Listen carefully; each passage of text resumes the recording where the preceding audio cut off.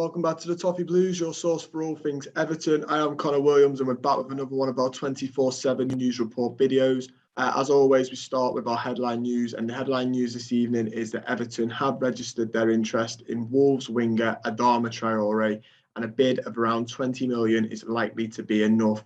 That's come from Footy Insider 24/7. We did run a poll on the Toffee Blues. Would you take ADAMA TRAORE? 1,755 of you have voted. It's still open for 22 hours. So if you want to go vote, go follow us on Twitter. The link's in the description and vote on that.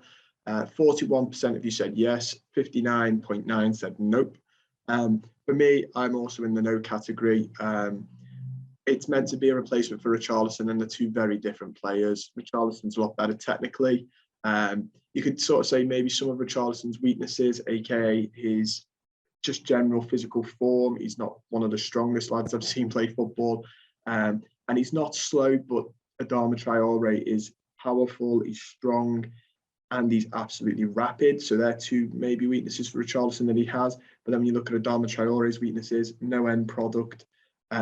Sometimes isn't the greatest dribbler with the ball at his feet. He can run at pace and knock it forward and run, but he's not a great close contact dribbler, which is something I think Richarlison has the edge on him therein. So I think it's one of them where one's weaknesses is the other's gain, and Richarlison has more strengths and ADAMA has more weaknesses. For me, he's not got an end product. There's a reason Wolves aren't keen on him. There's a reason Barcelona haven't bothered with the loan that he's on there. He's got no end product, and he's fast and he's powerful, but he gets to the byline.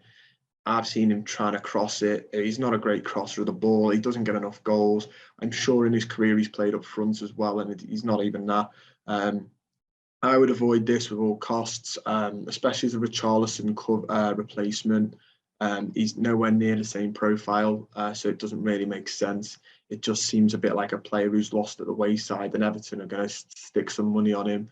Don't know how reliable Footy Insider is, but to me that just screams a lost at the wayside, Everton will chuck money at anything type of rumour. Hopefully that's not how we do business anymore, but we'll have to wait and see on that one, won't we? Everton are also hoping to finalise a deal for James Tarkowski. Everton now believe they will clinch the deal, with Lampard having it promised him that he will get him back in that England squad before the Winter World Cup in November. That's come from the Mail and Sport, Douglas, I believe, from the Mail Sport, who is semi-reliable. So, you know, there's a good chance. Obviously, Tarkowski's been there with us for a while on a free transfer. I've spoke about this before on the channel. I know Owen did a video. Owen was a guest on one of the videos the other day talking about Tarkowski as well, and a couple of the other lads. I really like him. I think he's a solid defender. I think 2 years ago, he was linked with United and nobody was sort of batting an eyelid. I've seen a couple of fans stick their nose up at it now because Burnley have had a bad season. It's Burnley, you know what I mean? You've got to sort of, you can't judge them off this season as well, just judge them off the whole Premier League stint that they've been in. And for me, they've stayed well overdue, probably, if I'm being completely honest about Burnley, well overdue. And Tarkowski's been one of those main reasons. He's really come into his own. To the extent we brought Michael Keane from them, I still think to this day Ben Mee would have probably been the one to go get out of the two. But in hindsight, you know, hindsight's 2020 and all that. He came in, and Burnley I've never seen a Burnley fan go, "Oh, I miss Michael Keane." And I know plenty of Everton fans that would ship him off to the next buyer. So it's hindsight, but Tarkowski does seem to be a good player, maybe alongside Keane. They can get together. It depends as well what formation Lampard wants to play, what style of football he looks to implement. If we're going to keep a low block, maybe Tarkowski. But if we're going to go a bit higher line, that makes me a little bit more nervous because I don't think Michael Keane and Tarkowski have the pace for that. But I guess, I don't know, maybe leave it to Ben Godfrey to run round for them.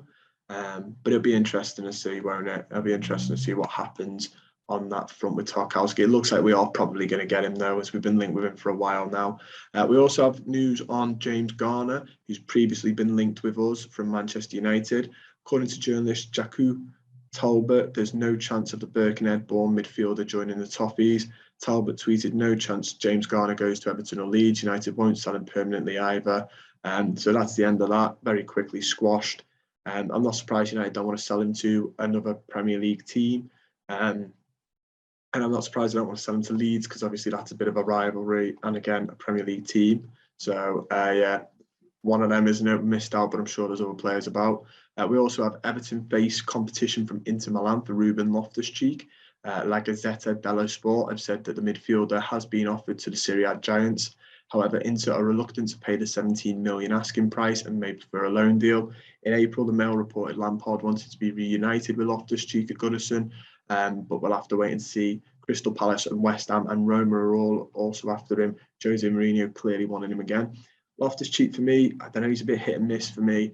I know some fans are absolutely frothing at the mouth for the chance to get him. And on his day, he's a brilliant player, so I don't blame them. The inconsistency doesn't really get it. I don't think I've ever seen him fully get a proper run in a team, and that sort of worries me. But if you've got likes of Inter and, Jose Mourinho's Roma looking at him, there's clearly something about him. So we'll have to wait and see on that. We do need more midfielders as well. He's better than Andre Gomes. We're going to do the classic. Is he better than what we've got? Yes, yes, he is. So maybe that'd be interesting to bring in. We also have the news that Paul Grayley has left his role as head of performance insights at Everton to take up a job at Rebel 54. Grayley joined as a performance analyst in 2009 and then was promoted to performance and head of performance analysis. He's been at the club for 13 years. He's worked with Martinez, Moyes, Koeman, Silva, Ancelotti, Benitez, and Lampard, and Marcel Brands. So wish him all the best of luck in his future endeavours. He'll be missed, but maybe that adds to the overall backroom staff shake-up that Everton are after. And we'll probably get somebody else in. We also have the last bit of news today is Wigan, along with Sunderland, are showing an interest in Nathan Broad and signing Nathan Broadhead on loan. The 24-year-old has a year left on his contract, meaning that another loan move would seem unlikely unless he signs a new deal at Goodison. That's come from the Sunderland Echo. Yeah, I'd just look to sell him, even if it means maybe offering a little bit of a lower ball deal. He's going to go on a free otherwise, or we're going to have to offer him a new contract. I think he's found his level. I don't think he's Everton or Premier League standard. So just sell him, even if it's like a mil or something. Just get some money in the bank, better than losing him for nothing. And you don't want to be signing a new contract because, like I said, he's a great footballer at that level. I don't think he's got the ability for the top 6, top 10, top half, which is ideally where Everton should have the aspirations to be, and have had the aspirations to be. It's just obviously we haven't put anything in place, an actual plan in place. We've been run like a circus, but I think that was the aspiration from the whole club to be there, and we're not because of bad dealings. But yeah, I'd look to sell him. But that is all we've got time for today. Don't forget to like the video, subscribe to the channel, and comment down below any of your thoughts on any of the stuff we discussed. Will you take ADAMA TRAORE at Everton? What do you think about him? Do you think I'm being a bit harsh saying he's got no end product? Broadhead, keep, sell, loan out again, offer a new contract. What do you do with that? Are you gutted if we lose Ruben Loftus-Cheek? Give me your thoughts on him as well. It's an interesting one. He sort of is quite popular among the fans on Twitter that I've seen. So let me know all that good stuff below, and stay safe, guys. I'll see you all very soon.